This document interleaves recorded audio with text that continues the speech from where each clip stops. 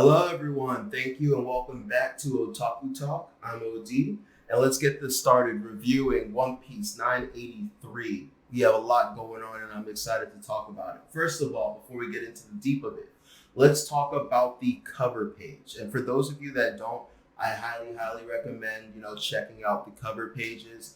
They have a lot of background information, so that when something comes like down later in the story, and you're like, what the fuck is this? Like, when the fuck did this happen? There's a lot of backstory in the cover pages, so I highly recommend checking them out and analyzing them from henceforth if you don't already. And so, in this particular cover page, we see the reunion. It's been building up. There's been multiple cover pages about this, but finally, there's a reunion with Pound, Lola, and Chiffon, and I still don't think they know who he is because they're like, isn't that the man from, I forget whatever they say, but isn't that the man from? So it's clear that from this cover page, they still don't know who he is. But obviously, maybe in the next one, he'll reveal, you'll see like them all hugging and crying and like finding out that he's their dad. So anyway, moving on to the story. We start off with Pero Sparrow climbing the waterfall. We don't see any other Big Mom pirates, which begs to question where are they? I was a little bit disappointed that we didn't get to really see Smoothie do anything during the Whole Cake Island arc. She's one of the three Sweet Commanders, and Luffy fought two of them. He fought Cracker, who initially gave him issues, and then he fought Katakuri, who was like the strongest of all of them. And like pretty much to this day, you can argue that he didn't really lose. He let Luffy win. I'm kind of in that camp. So I would really like to see the third Sweet Commander go at it. Like if I had to rank her, I would kind of assume she's stronger than Cracker, weaker than Katakuri, and she just didn't have any kind of time to shine in the Whole Cake Island arc. So I hope that she gets a good battle in this one, and we get to see what she's made of. All right. Oh, also he mentions that Pero Sparrow mentions that not to take this alliance seriously at the end. They're gonna reign supreme because I mean it makes sense. First of all, the Yonko aren't buddies; they aren't friends, even though a lot of them served on the Rocks pirates.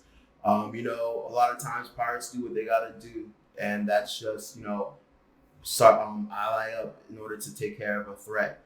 Big Mom hates Luffy because of all the shit he's done. Hates Luffy because of all the things he's done and the inconveniences and the disrespect he's shown her. And so she just wants revenge on him, and she just signed up with this alliance to get revenge on him, especially now that he's on Kaido's territory. And honestly, it's two birds with one stone at this point. If she can take out Luffy and maybe edge in on Kaido's territory, that helps her out a lot. So we'll see possibly a broken betrayal, possibly the betrayal itself helps the Straw Hats and the people of Onigashima become more successful. All right, moving on to the next scene. Gonna be real with you, not really that excited about it. It's Big Mom chasing after Usopp and Chopper in the little tank thing. The tank switched over to like foot mode. So if you guys remember, the tank, I think the shark, and some other part of the dock system of the Thousand Sunny, they transform to create Cyborg Frankie or Mecha Frankie, and so you can see that the tank part transformed into the legs of Cyborg Frankie. They said off panel, Big Ma hit something and it activated the transformation, so now they're walking around as that. And I love One Piece. I love how gaggy it is, but this whole scene interaction with Big Ma and Usopp and Chopper isn't doing it for me because it's just kind of it's too gaggy. It just makes Big Ma not seem like that much of a threat. Like we had all of Whole Cake Island, and I kind of got it because she's this big powerful force. They had no way to fight her at the time, so they're gonna do what they can to remove her from fights. And we even had her chasing them and not being able to get them. So she didn't really get any time to shine. And at this point, she's kind of being an embarrassment of a Yonko at this point because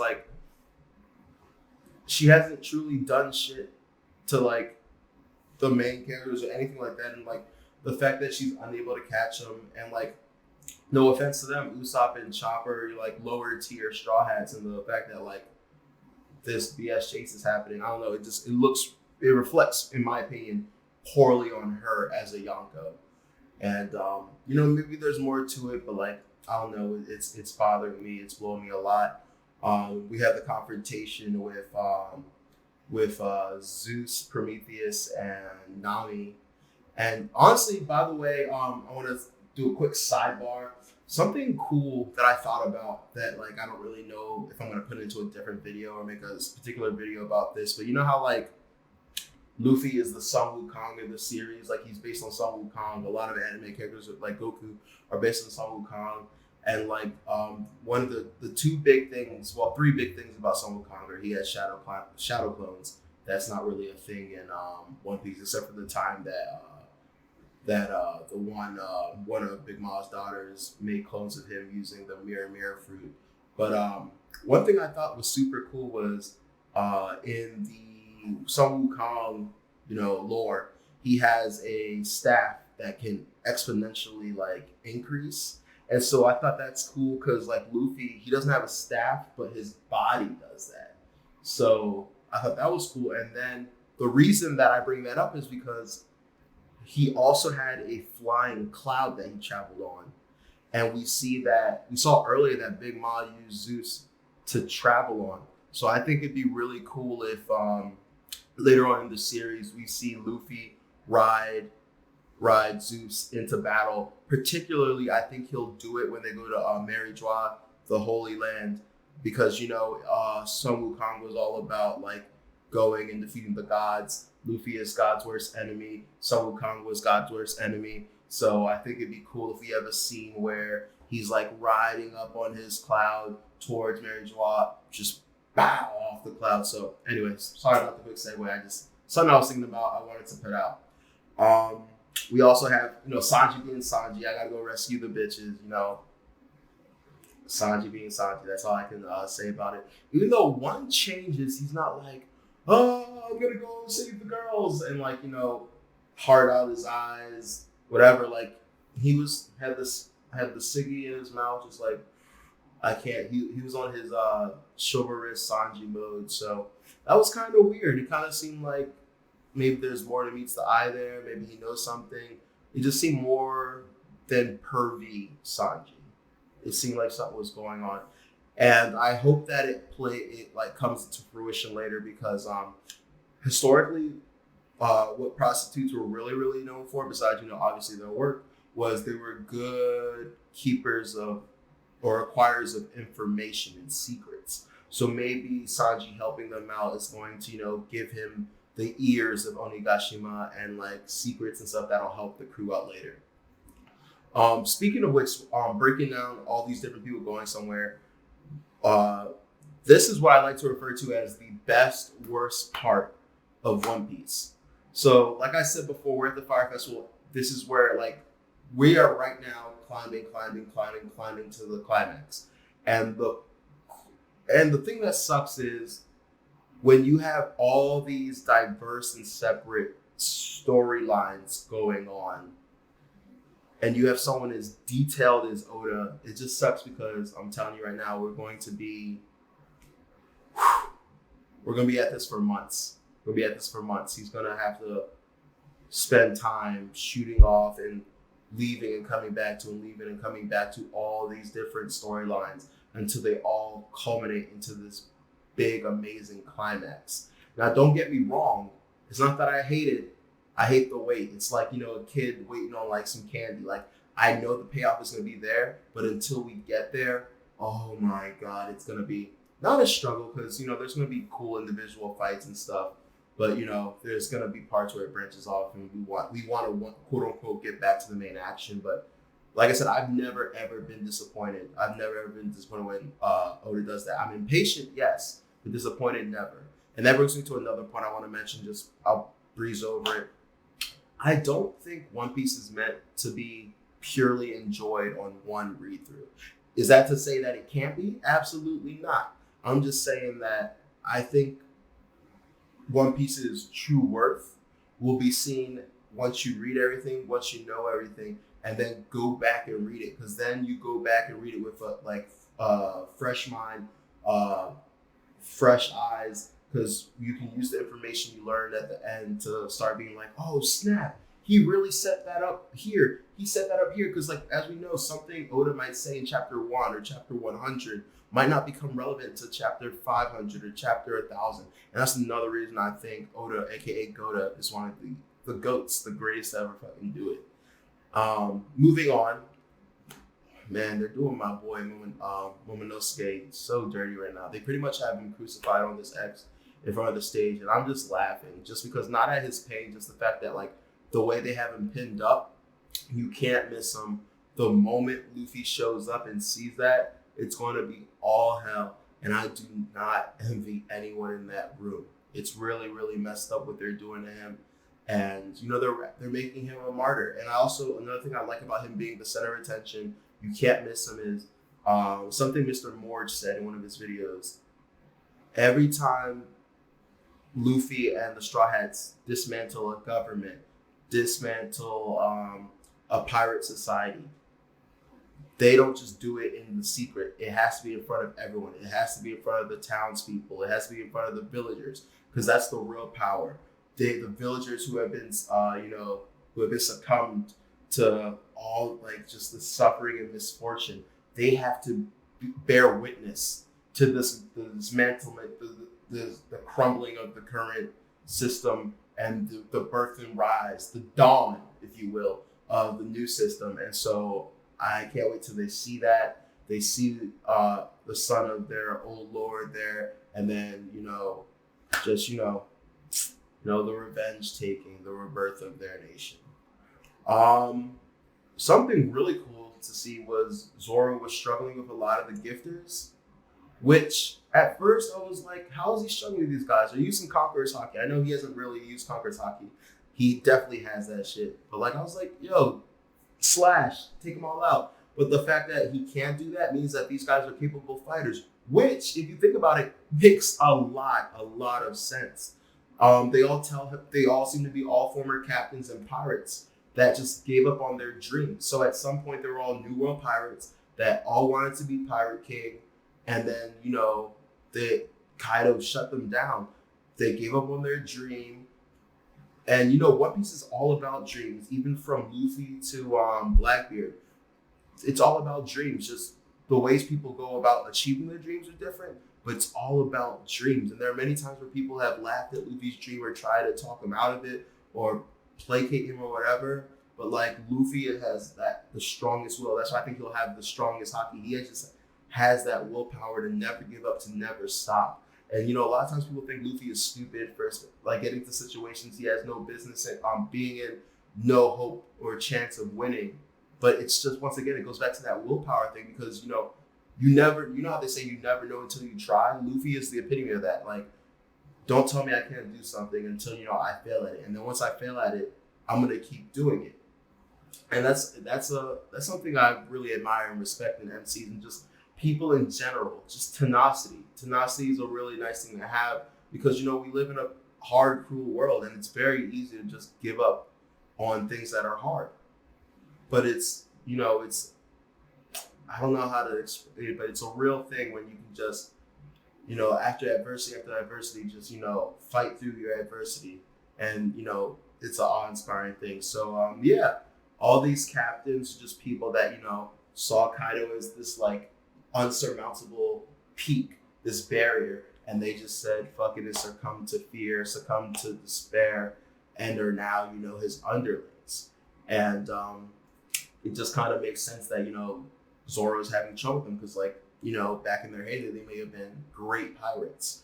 We have Apu, who was a supernova, who is under Kaido now, and I don't think he's quite aligned with him, because, I don't think Kaido would align himself with anyone beneath him. I think, like, he barely wanted to do an alliance with Big Mom. So we have Apu, who was, a captain, a supernova, a great hope. And now, he's just an underling in the Janko's army. So we can see that. Now, here comes my favorite part of the chapter. Luffy versus the Tapirapo, Ulti, and Page 1. Bro, first of all, we know for a fact that like Luffy, one of Luffy's greatest assets is his hard head. And so to see him, he didn't lose. I'm not gonna say he lost in that because I think he underestimated just how strong her headbutt was gonna be. But the fact that like not only did he clash with her headbutt and like get up like it meant nothing, especially I think she had the advantage in that because she's a form of dinosaur that has like plated head. The fact that he was able to like bounce back from that, like with like dirt off his shoulder, like that wasn't nothing. Super impressive. He over here one shots Page 1 with a elephant gun, and like he was pinned down by Ulti, but like honestly, I wasn't really stressing about it. I feel like he would have gotten out of it, would have done something. So the fact that he was able to basically brush off two members of the Tapirapo, even though I think they're the lower tier, but it still doesn't matter. They're still the Tapirapo. Gives me a lot of hope. He didn't have to do anything like crazy or extraneous. Like he was just able to murk him. And now enters Yamato. We've been waiting on Yamato, and here he comes. Bow! One shot to another of the Tapirapo, which you can argue they weren't paying attention, but still, regardless, to be able to get to them that fast, to be able to have enough power to one shot them, super impressive. Also, a lot of people might not have noticed that he used the exact same move, Divine Thunder, to one shot Ulti that Kaido used to one shot Luffy in Gear 4. If you don't believe me, go check that out. It's the exact same move, exact same pose, with the exact same weapon. And so I just thought that was super cool. So like, it's like, yeah, that's definitely Kaido's boy. I'm very excited because it clearly, so first of all, I'm excited because we know that Yamato is at least definitely Tapirapo level, which is going to make for a great ally. He clearly is against, basically he's not in line with what his father wants. So that's going to give them a great ally, a powerful ally. Being the son of Kaido, he's probably going to have all sorts of information that's going to help the Straw Hats. So this is a very great power move, dynamic shift. And I can't wait to see where this goes because I know that probably a big portion of the next chapter is going to be Yamato filling Luffy on like who he is and about Kaido and stuff like that.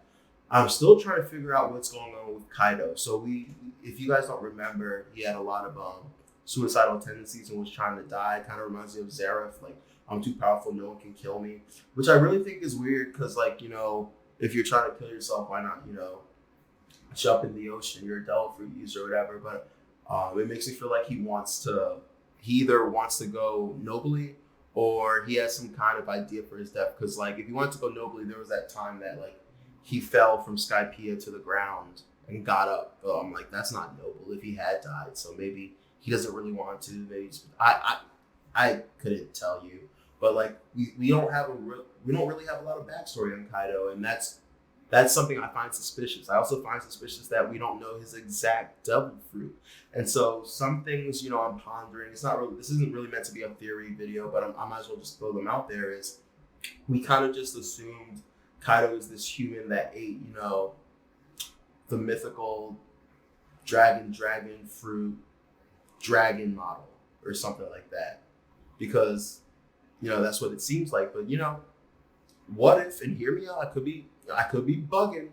Maybe he was a dragon. Like, is that unrealistic in the world of One Piece? Maybe he was an actual dragon. Maybe his dragon form is himself, and he ate the human fruit, Oni version that makes him, an Oni, and maybe with the Oni that comes with, a certain, immortality, or maybe that one surgery that has only been used once before from the operation fruit that Law has was used on him. Except I don't think so. My original theory with that is the original surgery was done to Joy Boy, and that's why he's like still around. But these are just rumors, speculations. I remember earlier in last video, if you did watch last video, I mentioned how Big Ma said that Kaido owed her a favor, and it's really hard to figure out like what kind of favor could Kaido Kaido have taken from her. And the only thing I can think for her to have offered is maybe a